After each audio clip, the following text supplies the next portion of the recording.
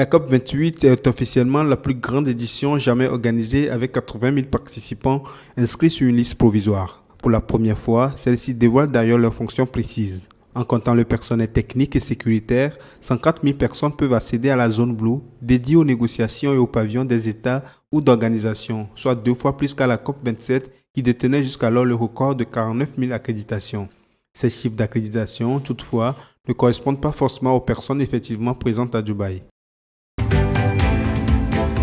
La mise en œuvre du fonds destiné à financer les pertes et dommages climatiques des pays vulnérables a été adoptée jeudi 30 novembre, dès le premier jour de la COP28 à Dubaï.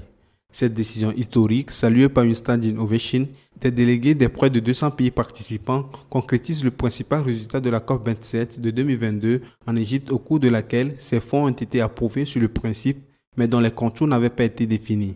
De leur côté, les pays développés, comme les États-Unis en tête, ont en effet refusé que leur contribution soit obligatoire plutôt que volontaire et réclament un élargissement de la base des donateurs aux riches pays émergents comme l'Arabie saoudite ou la Chine.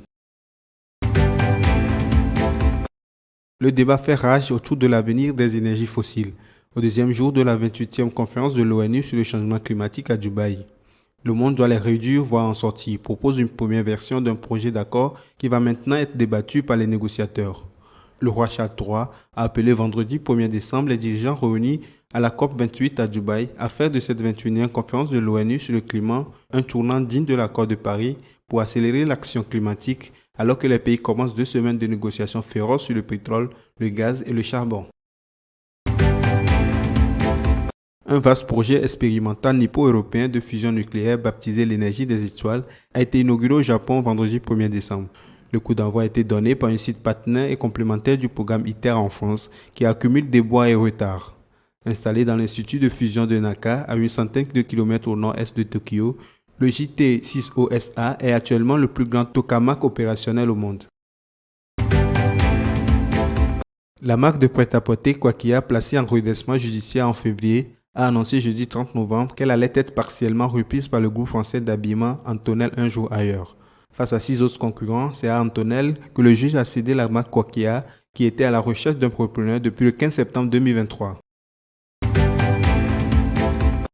L'Agence spatiale européenne donne rendez-vous pour 2 étapes importantes au mois de décembre. Le 7 d'abord, avec un essai de tir de l'état supérieur prévu au centre de Lamport-Hausen.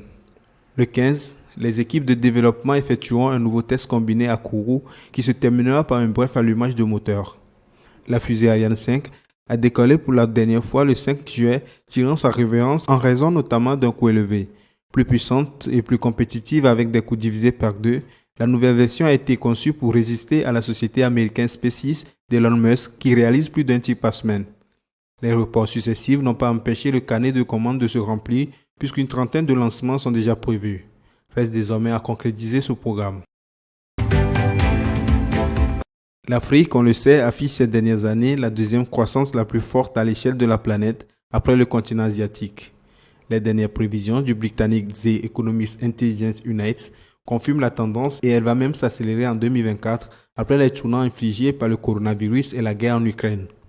D'après les études, le PIB réel de l'Afrique devrait enregistrer plus de 3,2% l'an prochain contre 2,6% en 2023. Mieux, le Sénégal, la Mauritanie, la Libye, le Rwanda, la Côte d'Ivoire, la République démocratique du Congo, le Bénin, l'Ouganda, l'Éthiopie, le Mozambique, le Togo et la Tanzanie se paieront le luxe de trôner dans le top 20 mondial des économies qui devraient connaître des taux de croissance les plus hauts en 2024.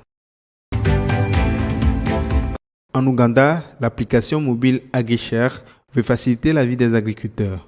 Des innovateurs ougandais ont mis au point une nouvelle application mobile destinée à aider les agriculteurs à accéder aux technologies, aux équipements agricoles, à louer et à les utiliser dans leurs exploitations.